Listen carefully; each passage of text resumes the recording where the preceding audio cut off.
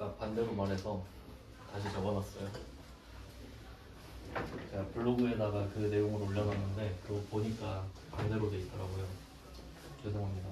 바꿔주세요. 그러니까 지급인이 은행으로 고정돼 있고, 그러니까 지급인이 플랫폼 역할을 하는 거라 생각하시면 될 것 같고요. 발행인이 책임자. 그래서 지급인은 은행으로 고정돼 있고 발행인이 바뀐다고 생각을 하시면 될 것 같습니다. 확인을 하고 했어야 되는데 죄송해요. 뭔가 셀에서 확인을 해보니까 네, 고쳐주시고.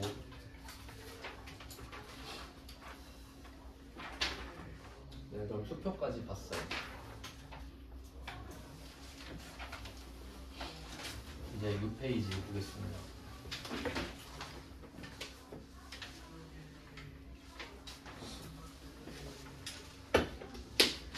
자, 6페이지입니다.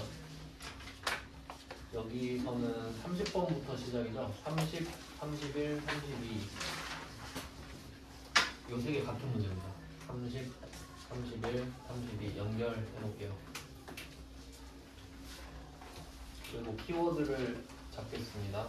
30번 문제는 지급 거절입니다. 지급 거절.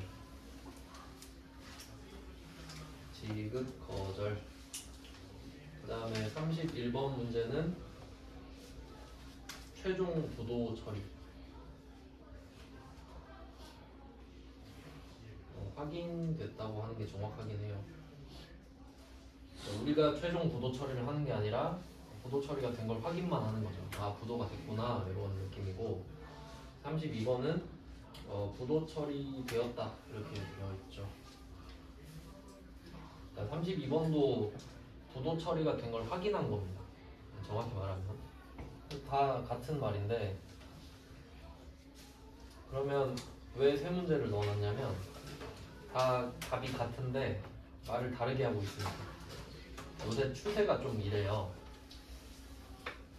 그럼 30번 문제가 93회고 32번이 95회인데 완전 다르죠. 같은 시험인데. 그러면 지급 거절이 부도라는 걸 먼저 아셔야 돼요. 그러니까 수표랑 어음은 그 구조상 어음과 수표를 받는 시기랑 내가 돈으로 바꾸는 시기가 다를 수밖에 없다 그랬죠. 같을 수는 없잖아요. 그래서 필연적으로 그 사이에 부도란 게 발생할 수 있는데, 그 부도가 발생하는 이유는 잔액이 없으니까 그러죠. 그래서 부도라는 말에 너무 익숙해져 있으면은 지급 거절이란 말을 듣고 뭔 말이지? 이렇게 되겠죠. 일단 답을 적어보면은 30번 문제가 일양 패션으로부터 받아 보관하던 바드러움, 이렇게 말해줘야, 아 이건 제대로 말한 거 아니네요. 바드러움이라고 말을 해버렸네. 그럼 얘는 제품을 팔고 받았던 어음이라고 유출할 수 있겠죠. 받을 어음 500만원짜리가 오늘은 만기가 된 거죠. 만기가 돼서 갖고 간 거예요. 오늘 돈 받을 수 있죠. 그럼 우리의 예상은 받으러 온 500만원짜리가 사라지면서 현금이 들어오는 거죠. 그러면 자산 감소.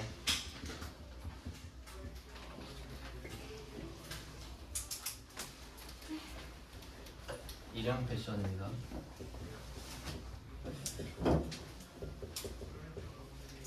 자, 여기까지는 좋아요. 근데 돈을 안 줘.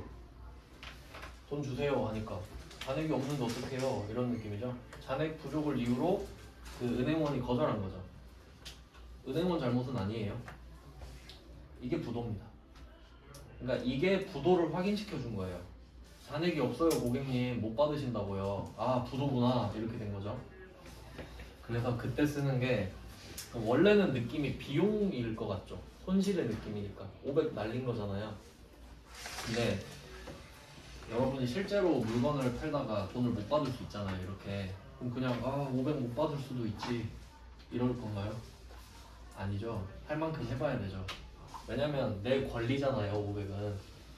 그래서 뭐 민법상으로 붙어보겠죠. 돈 내놔라 뭐 하겠죠. 그러면 우리는 뭐 소송을 걸어볼 겁니다. 민사상으로. 그때 부도 어부가 수표라는 개정 과목을 써요.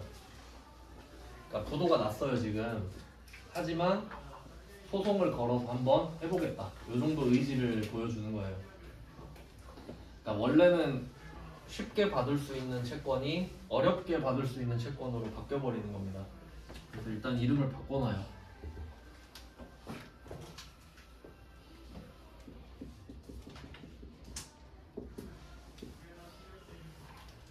근데 자산이에요. 왜냐면 걸리긴 걸리죠. 뭐 소송으로 걸어볼 수 있잖아요. 근데 누구한테 소송 걸어요? 일양패션이죠. 이름은 똑같아요.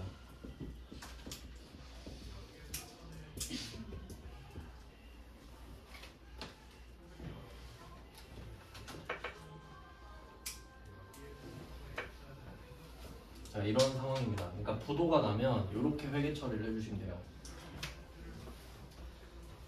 그리고 이게 원래는 500을 받으면 되는 건데 지금 얘 때문에 소송 걸고 막 이런 서류 접수비 이런 거 막 들죠. 그러면 그 돈을 다 부도 어음거수표로 붙여요. 원래 그 소송 이기면 돈 좀 받는 거 아시죠? 네, 뭐 그런 느낌이에요. 그러니까 너 때문에 지금 소송 걸었으니까 소송 걸면서 들어간 잡비 이런 거 다 내놔 이런 느낌이거든요. 그것까지 나오진 않는데 개념이 그렇습니다. 그러면 30번은 지급 거절이라는 말을 썼고요. 그 다음 31번 갈게요. 31번은 외상매출금 이야기를 하다가 외상매출금에 대하여 어음을 받았다. 그럼 결국 받으러움이죠. 그러니까 외상매출금이라는 것 자체가 제품 매출에 의해서 생기잖아요. 그럼 그것 때문에 어음을 받았으면 결국 제품 매출 때문에 생긴 어음이니까 받으러움입니다. 외상매출금에 속으면 안 돼요. 네, 뭐 그렇다고 하고요. 최종 부도 처리되었음이 확인됐다. 같은 말이죠. 부가세는 고려하지 마라. 네, 원래 고려 안 합니다. 따로 하는 거예요, 원래. 그래서 뭐 그냥 고려하지 말 것 이 말 나오잖아요. 우리 입장에선 좋아요. 그러니까 있어도 하지 마 이 말이거든요. 그러니까 고려하지 말 것은 일단 좋은 겁니다. 뭐 깊게 안 배웠으니까 그렇구나 하고. 그래서 답이 똑같아요. 금액이랑 거래처만 다릅니다. 그래서 답을 또 적진 않을게요. 그 다음에 32번 문제. 32번 문제는 매출대금으로 받은 약속원 같은 말이고, 부도가 발생해서 상환 청구를 하였다. 이거예요. 상환 청구를 하는 거지. 야 빨리 줘. 야 잔액 없으면 다야. 빨리 내놔. 이게 상환 청구죠. 판사 앞으로 데리고 가면 되겠죠. 근데 상환 청구를 한 거는 한 거고, 그럼 돈 바로 주나요? 아니지, 별개지. 그냥 했다고. TMI예요. 그냥 나 했거든. 그냥 이런 느낌이고, 부도 처리됐으니까 끝났습니다. 그러니까 이걸 보면서 뭘 아시면 되냐면 거래처 신용이 중요하다 이거죠. 재무제표 잘 봐야 되고 그 회사 잘 알아야 되고. 그래서 어음은 부도를 조심하셔야 되고, 그 다음에 아까 수표에서는 그냥 말씀을 안 드렸었는데 자기압 수표랑 당좌 수표 있잖아요. 원래 당좌 수표는 받으면 안 돼요. 돈이 있을지 없을지 어떻게 알아요? 그러니까 이게 수표가 원래 세 종류가 있어요. 막 돈 많은 사람이 자기 이름으로 수표 쓰는 사람도 있거든요. 수표 막 갖고 다니는 사람도 있죠. 그걸 가계 수표라 그래요. 개인 거. 그거랑 회사가 발행한 당좌 수표 있죠. 그런 것들은 솔직히 신뢰가 없어요. 그러니까 수표는 자기압 수표밖에 없다고 보시면 돼요. 현실적으로. 근데 그냥 시험에 내니까 그런 개념이 있다라고 아시면 돼요. 네, 그러면 이게 수표의 어음에 대해서 4개 한 거거든요. 한번 정리해 볼까요? 뭐 배웠는지. 항상 누적 복습을 하셔야 됩니다. 누적 복습. 우리가 어음을 받았어요. 그럼 가장 일반적인 케이스는 기다렸다가 돌려받는 거죠. 근데 그건 너무 일반적이니까 다루지 않고, 첫 번째 했던 게 추심 의뢰죠.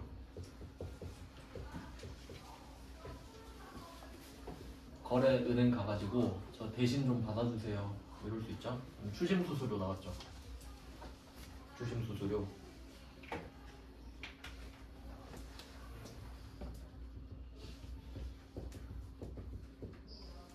추심 수수료가 나왔습니다. 개정 과목은 800번 수수료 비용. 첫 번째 이슈였죠.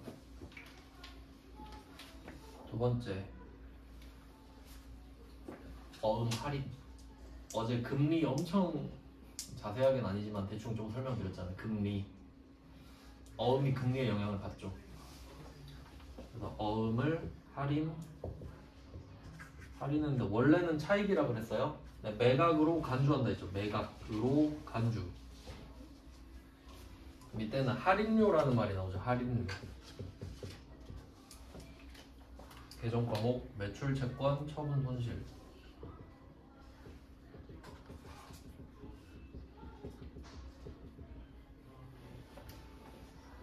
네, 이렇게 누적 복습을 하셔야 돼요. 어제 한 건데 기억 잘 안 나죠?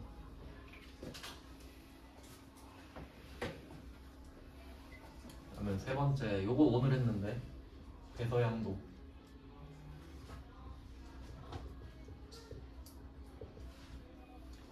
배서양도도 있고 배서양수도 있고요. 같이 알아두시면 좋겠죠? 반대 배서양수.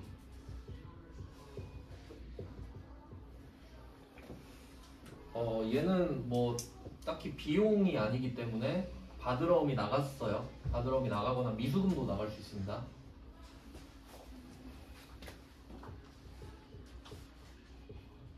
근데 미수금으로 나온 적은 한 번도 없어요. 제가 강조하고 싶은 거는 받을 어음에 대한 이야기가 아니라 약속 어음에 대한 이야기라는 거지. 개정 과목 이야기가 아니라 전체 상황. 그 다음에 마지막 네 번째, 지급 거절, 부도. 뭐 이런 상황이죠. 얘는 부도, 어음과 수표.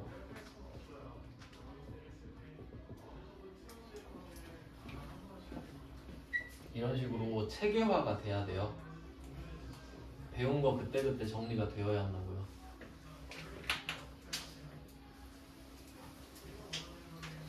제가 매 수업 때마다 하는 얘기인데, 제가 문제를 그래도 나름대로 순서대로 배열을 해놨잖아요. 그러니까 좀 한 바퀴 돌고 나면은 종이 한 장을 딱 A4 용지 꺼내갖고 나만의 목차를 만들어 보는 것도 되게 좋아요. 그러니까 몇 번부터 몇 번까지 뭐, 그러니까 이름 적고 몇 번부터 몇 번 이런 식으로 하는 사람 한 번도 못 봤지만 좋은 방법이지 않나. 저는 머릿속에 있어서 따로 하진 않는데 그걸 생각하고 만든 거거든요. 그러니까 이 자료를 다 모으시면 분명히 순서대로 돼 있기 때문에 한번 정리하면서 보시면 좋을 것 같습니다. 재배치 하실 수도 있죠. 네, 이렇게 해서 약속어음에 대한 이슈를 다 봤어요. 외상매출금에 대한 이슈는 없습니다. 왜냐면 외상매출금은 반드시 받으러움이 되기 때문에. 맞죠? 네, 그렇게 정리를 하시면 돼요. 그리고 그 부도라는 게 되게 막 엄청 안 좋은 느낌이잖아요. 근데 이런 것도 있어요. 실제로 내가 만약에 1000만 원짜리 수표를 받았어요. 당좌 수표. 가서 바꿔요. 근데 잔액이 없대. 그래서 내가 수표 준 애한테 전화해요. 야, 왜 부도 수표야? 그럴 리가 없는데? 아, 맞다. 잔액을 안 채워놨네? 이럴 수도 있어요. 그러니까 엄청 심각한 게 아닐 수도 있다고. 그러니까 아, 채워놓게. 다시 가봐. 이럴 수도 있어요. 그러니까 부도 자체가 심각한 게 아니에요. 돈이 없어서 부도가 난 게 심각한 거지. 이해되셨죠? 그러니까 여러분도 체크카드 딱 했는데 돈이 없을 수 있잖아요. 딴 돈은 많은데. 그런 느낌. 네, 그 다음 주제. 우리 매출 채권 다 한 거죠. 외상매출금 받으러 온 밖에 없으니까. 그럼 이제 다음 나올 차례는 미수금. 근데 표를 한번 그려드리겠습니다. 어제는 그냥 간단하게 설명했는데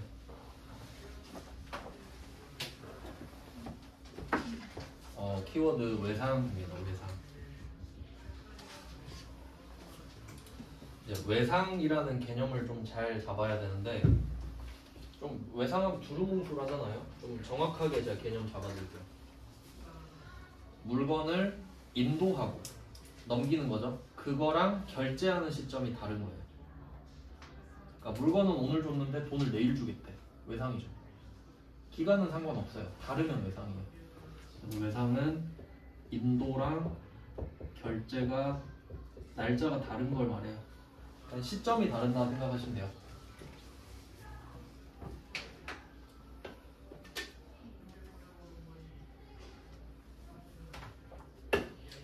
일단 외상 깔아놓고 표를 크게 4칸으로 그릴 건데 일단 왼쪽 키워드는 영업하고 비영업입니다. 영업, 비영업 이렇게 할게요. 영업 쪽을 좀 크게 그려야 돼요. 여기 쓸 게 많아요.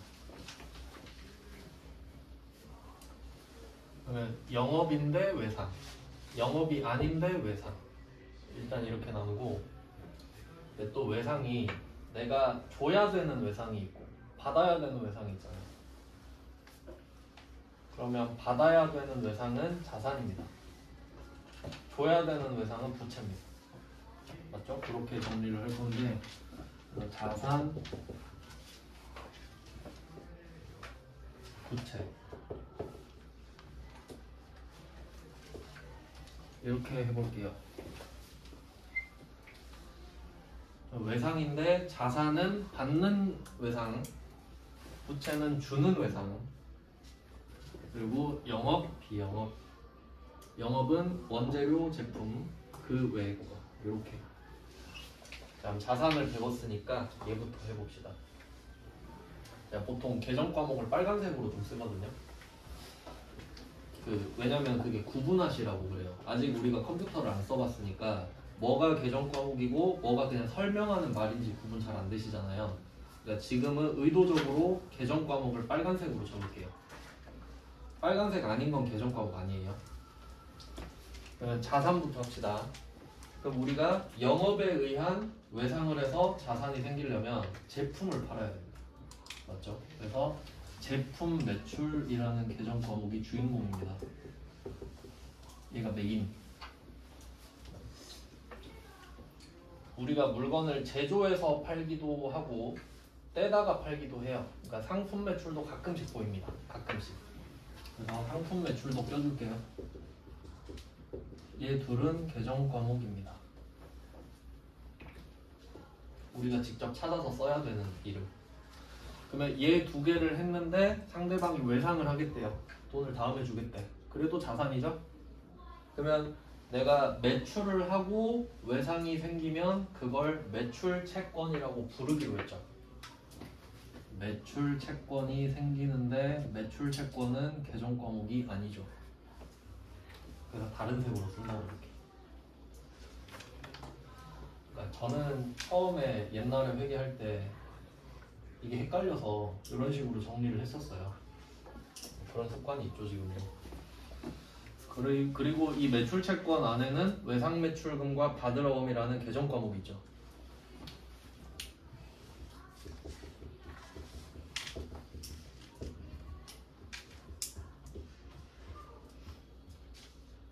네, 이렇게 하면 영업 자산 끝.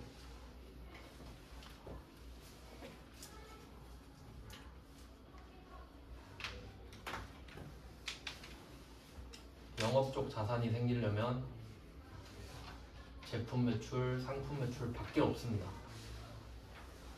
자, 그러면 비영업으로 갈게요. 회계는 이거 아님 저거거든요. 그럼 제품 매출, 상품 매출이면 영업, 이 2개 아니면 다 비영업.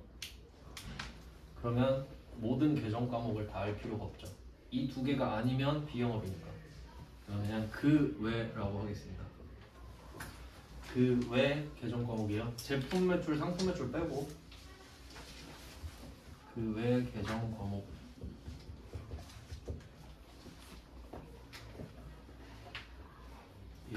이거 뭔지 아세요? 미수금. 어제 말해줬죠. 미수금 하나 끝. 미수금밖에 없어요. 그러니까 이 미수금은 매출 채권과 대응하는 개념이에요. 매출 채권이냐 아니냐니까. 근데 매출 채권은 계정 과목이 아니니까 결과적으로는 이 2개랑 대응한다고 하겠지. 자, 이건 어제 말씀드렸죠? 그다음 이제 부채로 넘어갑시다. 자, 부채 쪽은 내가 돈을 줘야 되는 상황이죠. 또 원재료를 사고 돈을 안 주면 되지.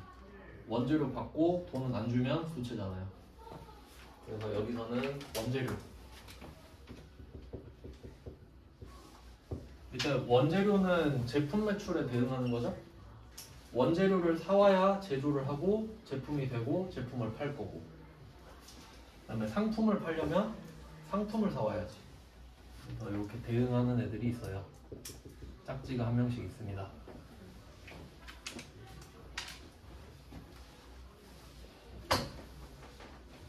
매출 채권이고, 얘는 이름을 바꿔야 되죠. 매출의 반대 매입, 채권의 반대 채무.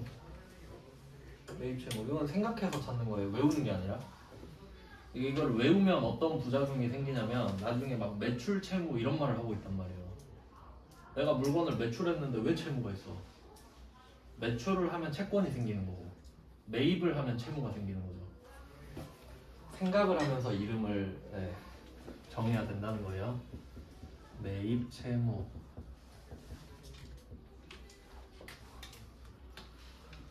아까 외상매입금 한번 나왔습니다.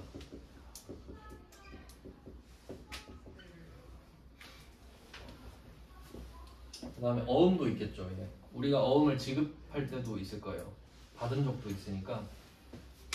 얘는 이게 좀 저는 좀 되게 불편하던데, 받을 어음에서 받을이 한글이잖아요. 근데 얘는 지급 어음이에요. 지급은 한자잖아요. 전 처음 배울 때부터 왜 이렇게 했을까 궁금했어요, 항상.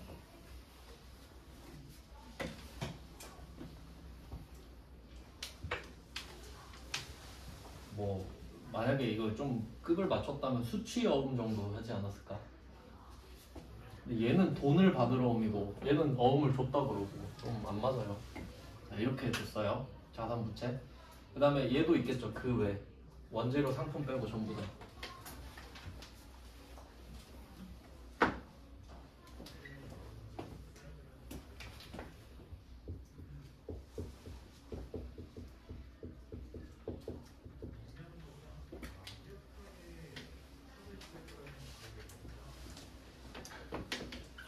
이런 미지급금.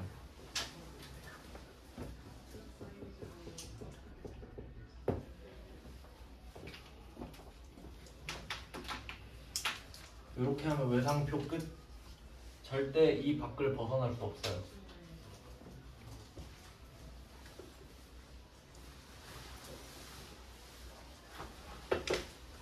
이 표는 하루에 한 번씩 보시면 참 좋은데 진짜 중요해요. 이거 엄청 많이 들리거든요. 제가 말씀드렸죠, 어제 어떻게 들리는지. 우리 회사에 땅 팔았다, 땅을 팔았다, 그 외죠. 땅 팔고 어음 받았다, 미수금이죠. 맨날 받으러옴 쓴다고. 받으러옴. 왜 받으러옴 썼어요? 어음을 받았잖아요. 이런다고요. 아, 예, 알겠습니다 해야지 뭐. 아시겠죠? 그러니까 이름 그 고지고대로 해석하는 게 아니라 그 분류가 있다라는 거죠. 진짜 중요해요. 미수금, 미지급금 엄청 틀립니다. 그리고 이 둘 중에 미지급금이 더 많이 나오는데 이유를 또 생각해보면, 삼성전자로 한번 생각해봅시다. 삼성전자가 갤럭시를 팔잖아요. 뭐 다른 것도 팔지만, 네, 삼성전자가 파는 물건을 생각해봤을 때 그 중에 비중이 갤럭시가 압도적으로 높죠. 그러니까 제품 매출이 압도적일 거 아니에요. 80% 이상. 그럼 거의 매출 채권이죠. 왜냐면 우린 제품을 주로 팔 테니까. 근데 살 때는 원재료만 사요? 다른 것도 많이 사죠. 차도 사고 건물도 사고 땅도 사고 막 많이 사지. 그러니까 살 때가 그 외가 더 많이 나오죠. 그러니까 얘가 빈도수가 높겠지. 얘를 좀 더 조심해야겠죠. 그러니까 어떻게 잡으셔야 되냐면, 내가 뭔가를 샀다 하잖아요. 원재료 상품이냐 아니냐부터 보면 돼요. 아예 바꿔서 생각을 해버려요. 원재료 상품 아니지 이거부터 하라고. 네, 아니에요. 그럼 미지급금. 이런 식으로 얘네부터 레이더를 펴고 잡아야 됩니다. 진짜 많이 틀려요. 제일 기본적인 건데 지금 보면 안 틀릴 것 같잖아요. 지금 데이터가 없어서 그래.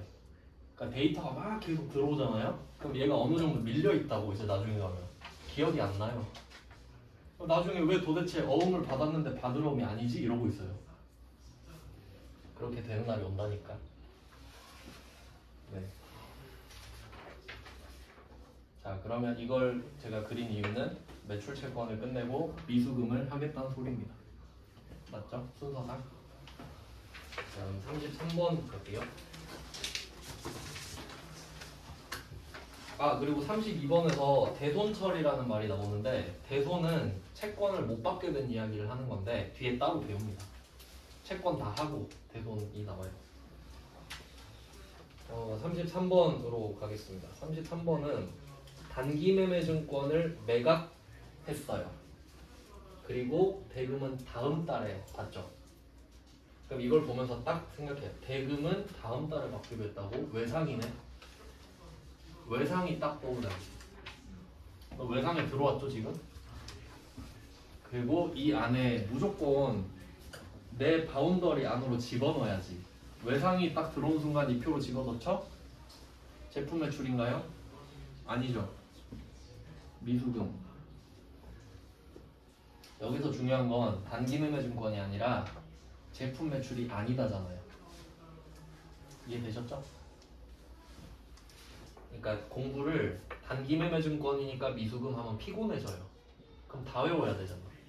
근데 제품 매출이 아니네? 그럼 미수금이지 뭐. 이렇게 하면 얼마나 단순해요. 그럼 이름을 몰라도 되잖아요. 네, 회계는 이렇게 공부하시는 게 좋습니다. 그러니까 하나만 제대로 알면 돼요. 그럼 나머지는 저절로 밝혀지니까. 그렇게 하는 게 효율적이죠. 자, 그럼 한번 풀어봅시다. 우리 단기매매증권도 팔아봤었는데, 단기매매증권을 팔았으니까 장부금액을 뺄게요.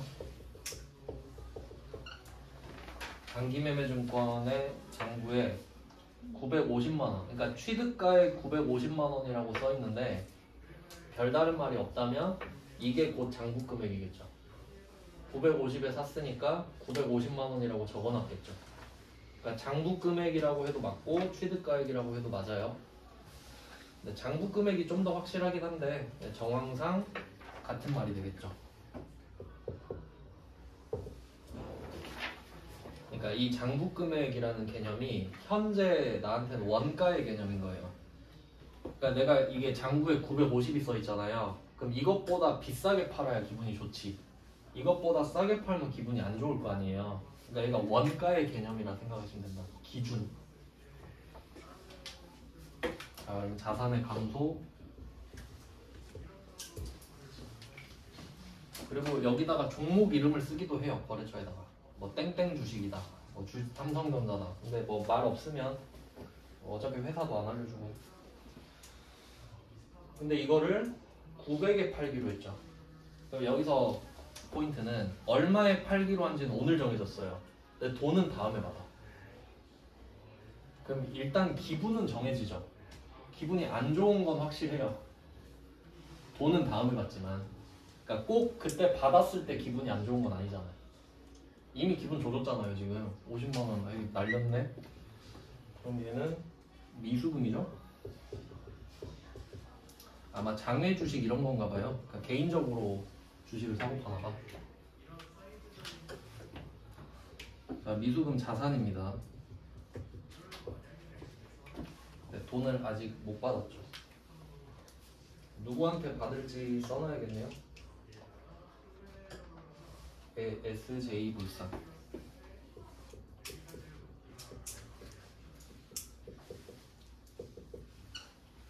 네, 이렇게 일단 써주시고. 자, 단기매매증권 때문에 미수금이 생겼는데 단기매매증권이라기보단 제품 매출이 아니라서가 정확하다 까지 봤어요. 자, 그럼 기분 안 좋은 것도 써야 되죠.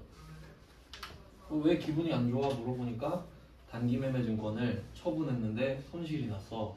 이렇게 쓰겠죠? 처분 손실.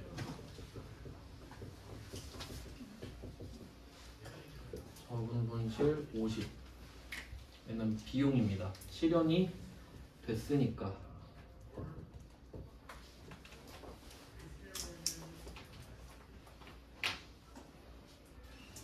네, 미수금. 그러니까 여기는 단기매매증권이 아니라 매도 가능 증권이어도 미수금이겠고, 뭐 다른 거여도 미수금이겠고. 이 문제밖에 없더라고요. 그 다음에 34번. 요거는 좀 어려운 문제인데 좀 딜레마예요. 세무 2급 거라서 하라고 할까 말라고 할까 하다가 한번 해보고 싶긴 한데 중요 표시 할게요. 그리고 저는 공부할 때 그 별표를 치는 의미가 두 개가 있는데 뭐 예를 들면 그 자주 나와서 중요한 거 있잖아요. 그런 건 파란색으로 별표를 쳐요. 그러니까 무조건 조져야 된다 이건. 근데 이건 개어렵다 이거 짱돌 문제네. 그런 건 빨간색 이런 식으로 해요. 왜냐면 이게 별표를 하나로 통일해버리면 나중에 또 분류하고 있어야 돼요. 저도 하도 뺑이를 많이 까가지고 좀 그런 요령이 좀 있어요. 저도 이번에 전산생물 이거 봐야 돼서. 네, 그럼 34번을 풀어봅시다. 얘는 약간 짱돌 느낌이에요. 그러니까 알면 당연히 좋은데 가성비는 좀 떨어진다 이 말이에요. 근데 좀 풀 때 신박하다고 생각은 했어요. 와, 이거 작정하고 냈구나. 아직 안 배운 개념이 있긴 한데 여기서 계약금을 수령하였다. 그가 첫 번째입니다. 계약금을 받았다. 계약금을 받았다는 소리는 물건은 안 줬는데 돈은 받았다 이 말이죠. 그래서 돈만 먼저 받았다 이 느낌이에요. 계약금은. 그래서 선수금이란 말 쓰거든요. 언급은 한번 해드렸는데 선수금을 대변에 쓰는 이유는 부채라서 그렇습니다. 그러니까 내가 계약금을 받았잖아요. 그러면 쟤가 물건 언제 줘요 이럴 거 아니에요. 그럼 쟤는 채권자죠. 그럼 우린 채무자가 되지. 곧 드릴게요. 좀만 기다리세요. 이렇게 되지. 그러니까 부채야. 돈을 먼저 받은 것 자체가 부채라는 거예요. 해준 게 없잖아요. 그러니까 이게 나중에 자세히 설명드릴 건데 돈을 받잖아요. 가계부를 쓰면 돈 받으면 돈 받았다 끝이죠. 근데 회계가 얼마나 디테일하냐면 돈을 받잖아요. 근데 내가 떳떳하잖아요. 그럼 수익이에요. 근데 뭔가 좀 꺼림칙하면 부채예요. 잘 생각해봐요. 내가 돈을 받았대. 누가 물어봐. 왜 받았어? 나 물건 팔고 왔잖아 지금. 떳떳하죠? 제품에 줄 수익이죠. 근데 지금 떳떳해요? 계약금만 받았잖아요. 내가 물건 못 만들 수도 있는 거 아니야. 그럼 이건 부채. 이해돼요? 그런 느낌이 있어요. 그러니까 지금 떳떳하지 않아. 계약금만 받으니까. 일단 받아두는데 이런 느낌이지. 얘가 달라고 할 거 아니에요 물건. 그럼 선수금 500을 일단 적어요. 그러니까 얘는 뭘로 받았다가 아니라 그 어떤 개념이냐를 적는 거죠. 이거 계약금 쪽으로 받은 거야 이 말이죠. 자, 그러면 이때 우리는 상대방한테 그 마음의 빚이 생기는 거예요. 빨리 물건 줘야 되는데 부채. 자, 그럼 누구한테 지금 시달리고 있죠? 인성? 네, 인성입니다. 인성이가 나한테 500을 주더니 야 빨리 물건 줘 이런 거죠. 그럼 알아서 계약금으로 준 건 알겠는데 뭘로 줄래 하니까 이 새끼 좀 어이없는 새끼예요. 어음으로 줄게요. 그럼 뭔 의미가 있지? 뭐 그럴 수도 있긴 있는데 계약금은 원래 좀 먼저 주는 맛이잖아요. 근데 먼저 주면 뭐예요? 어음으로 줬는데. 그럼 난 받은 것도 아니고 안 받은 것도 아니죠. 좀 이런 일이 있나? 문제를 보고 좀 웃었는데. 그러면 이때 뭘로 받았는지를 써야 되잖아요. 팩트를 여기 적어줘야 되거든요. 그럼 어음을 받았죠.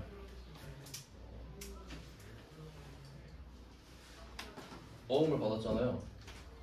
그럼 뭐라고 쓰지? 약속 어음 받으면 둘 중 하나랬죠. 받으러 온 미수금. 우리 왜 받죠 이거? 제품 파나요? 제품 아니죠. 그럼 받으러 오면 올 수 있을까? 그럼 뭐밖에 없죠? 미수금. 좀 어이없지 않나요? 라임을 맞춘 건가? 선수금, 미수금.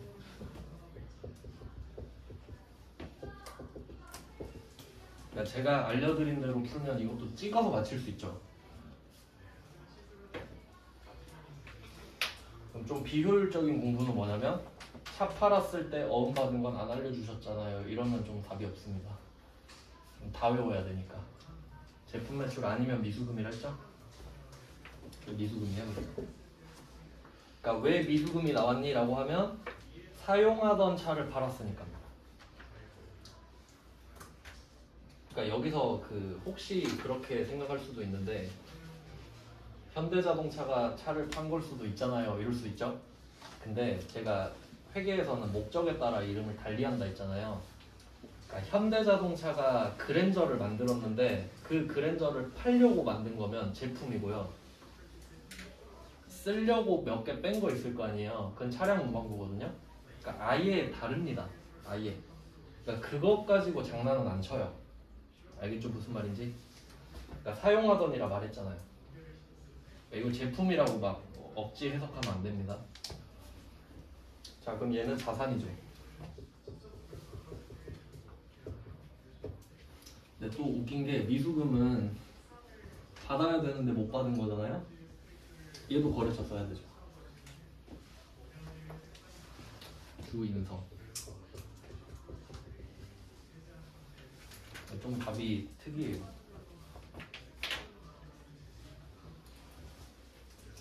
이 정도 맞힐 수 있겠어요? 짱돌이에요, 이런 게. 틀리라고 던지는 겁니다. 근데 내가 맞히면 개이득이지. 남들은 다 틀릴 거거든요. 그러니까 이게 기본이 잘 돼 있으면 맞춰요. 그러니까 이걸 꼭 배워서 풀어라 이게 아니라 기본이 딱 튼튼하면 아 이거겠지 하고 푸는 거죠. 네, 뭐 해석은 여러분이 하시고. 그 다음에 35번. 35번 문제는 33번이랑 이어진다고 보시면 되거든요. 33번이 미수금이 생겼잖아요. 근데 35번은 그거를 회수하는 거예요. 똑같은 이슈는 아니지만 같다고 가정하고 볼게요. 그럼 내용을 해석해보면 35번이 업무용으로 사용 중인 기계장치, 얘도 같은 패턴으로 말하죠. 사용 중인 기계장치를 팔면 제품 아니에요. 그러니까 우리가 기계를 만들어 파는 회사일 수도 있는데 사용 중이란 말 나오면 절대 아닙니다. 그럼 이걸 뭘 강조한 걸까요? 사용 중인 기계장치 외상, 이거 미수금이라고 지금 힌트 주는 거잖아요. 그럼 그 미수금이 차변에 700이 되어 있단다 이 말이죠. 근데 그걸 받았대. 그러면 대변에 미수금이 사라지죠. 700. 자리만 보시는 거예요. 이렇게 차변에 있던 거니까 없어져야죠. 네, 여기서는 그 거래처가 대율입니다. 대율.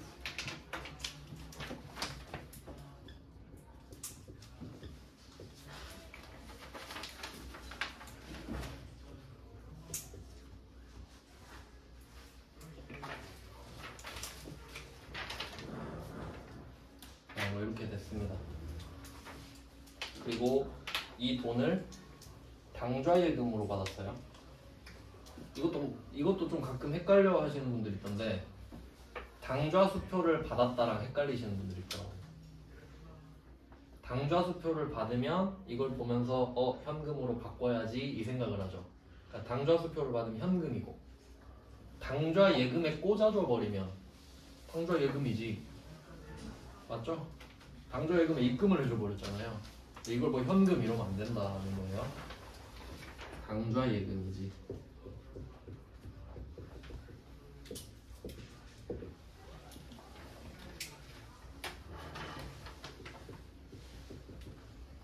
자산 증가. 이게 답인데, 그러니까 이 35번 문제는 33번이랑 연결해서 보셔야 돼요. 반드시. 34번이 껴있긴 한데 뭐가 중요하냐면 33번은 물건을 팔면서 외상을 준 거잖아요. 이때 기분은 정해져요. 돈은 못 받잖아요. 근데 이미 기분은 나쁘죠. 그리고 35번은 돈을 받잖아요. 그러니까 이때는 무념무상이지. 기분은 그때 이미 나빴기 때문에 또 나쁘면 안 되잖아요. 그래서 그래 그때 700 받기로 했지 이런 느낌이지. 네, 이거 되게 중요한 거예요. 이해를 하셔야 돼요. 그 다음은 36번입니다. 이거 한 문제만 더 할게요. 36번은 제가 처음에 좀 강조를 했던 문제인데 15개월이다. 15개월. 자, 오늘이 1월 20일이죠? 이제 15개월 뒤에 돈 내놔. 이겁니다. 그러면 대충 때려봐도 내년이죠. 그럼 요것은 유동자산이다. 할 줄 아시죠? 그러면 지금 돈을 대여했으니까 대여금인 거예요. 대여금, 단기 대여금. 한번 생각을 해봅시다. 답을 어떻게 푸나. 일단 내가 돈을 빌려주는 겁니다. 대여하는 건 빌려주다예요. 빌리는 건 차입하다라고 할 겁니다. 그러니까 이거 좀 그 대여 뜻을 모르면 어떻게 해석하냐면 내가 대한한테 돈을 빌리는 걸 수도 있잖아요. 이렇게 해석한다고요. 근데 대여는 뜻 자체가 빌려주다라고 했죠. 그러니까 무조건 내가 빌려주는 거예요. 알겠죠? 헷갈리면 안 돼요. 내가 빌리면 차입했다라고 한다고요. 그러니까 내가 빌려주는 거예요. 그러면 우리가 빌려주니까 900만 원이 사라지죠. 줬으니까. 그럼 일단 확실한 것부터 쓰라 했죠? 보통 예금 900이 없어졌다.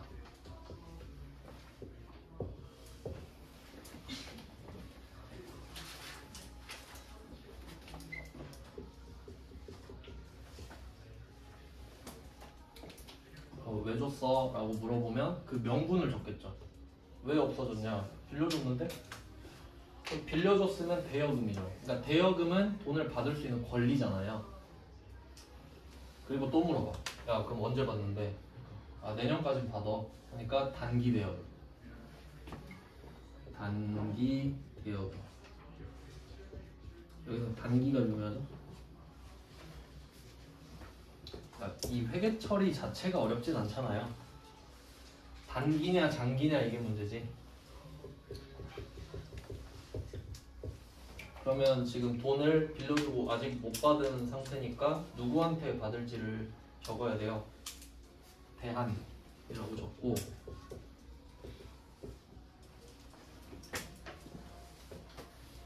이게 답인데 그러면 왜 이게 답인지를 알아야 대비가 되죠. 그 포인트는 원래 그 12개월을 초과하면 장기 아니면 단기 이렇게 외워버리거든요. 그게 아니라 전 내년까지로 알려드렸죠. 그러면 절대 안 틀리지. 그래서 요거는 23개월이어도 단기죠. 그러니까 커트라인까지 한번 해보셔라까지 말씀드렸죠. 그러니까 24개월이 넘어가면 볼 것도 없이 장기예요. 근데 23개월까지는 유동적이죠. 알겠죠? 구해보셔야 됩니다. 그래서 답이 단기 대여금이고 비교해서 그러니까 이거는 제 기준에 파란 색깔 별표지. 그러니까 35번은 빨간 별표고 34번은 빨간 별표고 뭐 그런 느낌이라는 거예요. 제 생각에는. 그렇게 일단 말씀을 드릴 테니까 할 때마다. 오늘은 여기까지 하겠습니다. 고생하셨습니다. 수고하셨습니다.